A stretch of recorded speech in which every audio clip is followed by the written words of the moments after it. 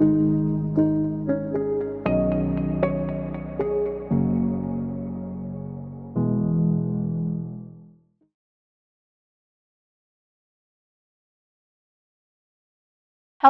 everyone. Let's learn about high blood pressure care. Before we learn about high blood pressure, let's first learn what blood pressure is. There are many blood vessels throughout our body. The blood flowing inside them exerts lateral pressure on the blood vessel walls. This is blood pressure. Generally speaking, blood pressure refers to systemic arterial blood pressure. Our blood pressure is divided into systolic and diastolic pressure, commonly known as high pressure and low pressure. What is systolic pressure, high pressure? Our blood flow comes from the contraction of the heart. When the ventricles contract, they pump a large amount of blood into the arteries. At this moment, the lateral pressure on the blood vessel walls reaches its highest value. This is called systolic pressure. When the ventricles reach end diastole, the blood flows to the periphery. Arterial blood pressure drops to its lowest point, which is called diastolic pressure, commonly known as low pressure. What is hypertension? It's a syndrome in which elevated blood pressure is the main clinical manifestation. It is divided into two categories: primary hypertension and secondary hypertension. Primary hypertension has no clear cause. The main manifestation is elevated arterial blood pressure. It accounts for more than 95% of the total number of hypertensive patients. Secondary hypertension is mainly caused by other diseases. Other diseases account for about 5% of hypertension. For example, renal hypertension caused by kidney disease. The diagnostic criteria for hypertension are: without taking antihypertensive drugs, adults over 18 years of age, systolic blood pressure greater than or equal to 140 millimeters of mercury, and/or diastolic blood pressure greater than or equal to 90 millimeters of mercury. It can be diagnosed as hypertension. To avoid external influences, measurements are usually taken on 3 different days to make a diagnosis. There are some patients only have elevated systolic blood pressure, and the systolic pressure is higher than 140 millimeters of mercury, while diastolic pressure remains within the normal range, less than 90 millimeters of mercury. We call it simple systolic hypertension. People with hypertension may have no symptoms in the early stages. They may find high blood pressure during a physical examination. Symptoms often occur after mood swings, stress, or exertion. Dizziness, headache, head swelling, tinnitus, blurred vision, palpitations, and other symptoms. High blood pressure may be complicated by cerebral hemorrhage, thrombosis, coronary heart disease, heart failure, kidney failure, with corresponding symptoms. These complications of hypertension are very serious. Hypertension itself is a common chronic disease. It is also the most important risk factor for cardiovascular and cerebrovascular diseases. So high blood pressure itself is not scary. Its complications are what make it dangerous.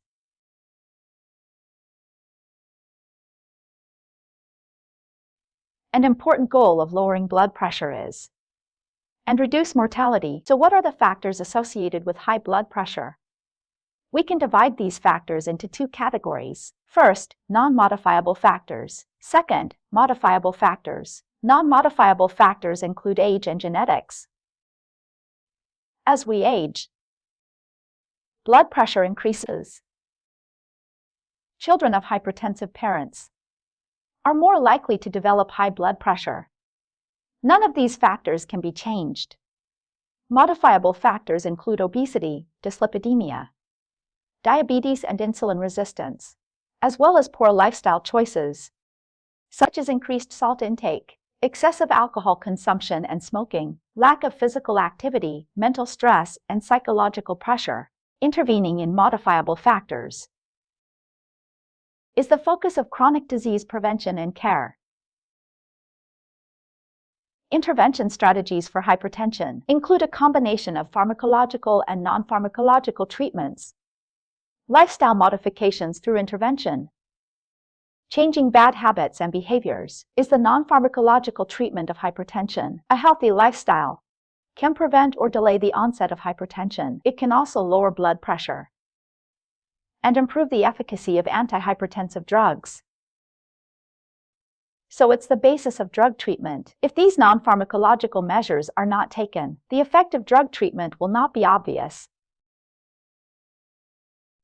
Non-pharmacological measures include healthy diet. The Balanced Diet Pagoda for the Elderly recommends the types of food for the elderly to consume and appropriate quantities.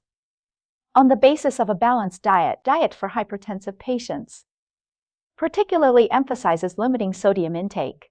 Adults should consume no more than 6 grams of salt per day, which is approximately 1 beer bottle cap. The dietary guidelines for the elderly stipulate no more than 5 grams per day. Reduce dietary fat intake. Increase dietary fiber intake from vegetables and fruits. Engage in regular exercise. Quit smoking and limit alcohol consumption. For overweight and obese patients, to control body weight, maintain emotional stability, avoid the cardiovascular and cerebrovascular accidents induced by great joy and great sorrow. Next, let's look at the drug treatment. Drug treatment. Patients must follow the doctor's prescription. Take medications long-term, on time, and at the correct dosage. There are many kinds of drugs for hypertension. Each drug has a different mechanism of action. Doctors will choose the right medication according to the patient's condition. Individualized treatment. We should not blindly change the drugs by ourselves or change the dosage. Through drug and non-drug treatment, the average person's blood pressure should be controlled below 140 to 90 mmHg. In the elderly, it can be relaxed to below 150/90 mmHg for the elderly. Diabetic nephropathic patients are required to have a lower blood pressure to less than 130 to 80 mmHg. How to care for hypertensive patients in daily life. Nursing staff should disseminate knowledge about high blood pressure. Let the patients know the danger of high blood pressure and the importance of maintaining stable blood pressure. Stimulate self-management of hypertensive patients. Improve compliance. As introduced earlier, poor lifestyle is a risk factor for the development of hypertension. Helping the elderly to establish a good lifestyle is an important non-pharmacological treatment.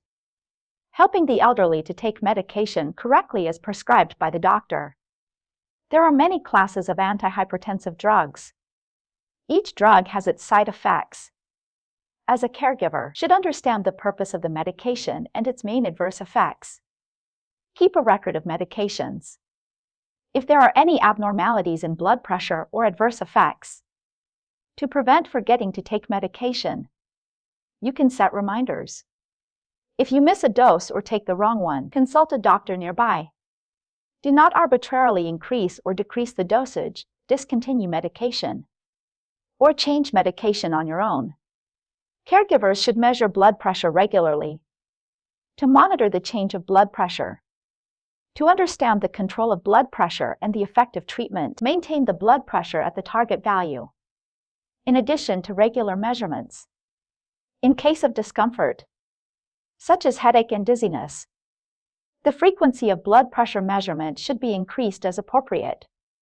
When measuring blood pressure, the measurement method must be correct.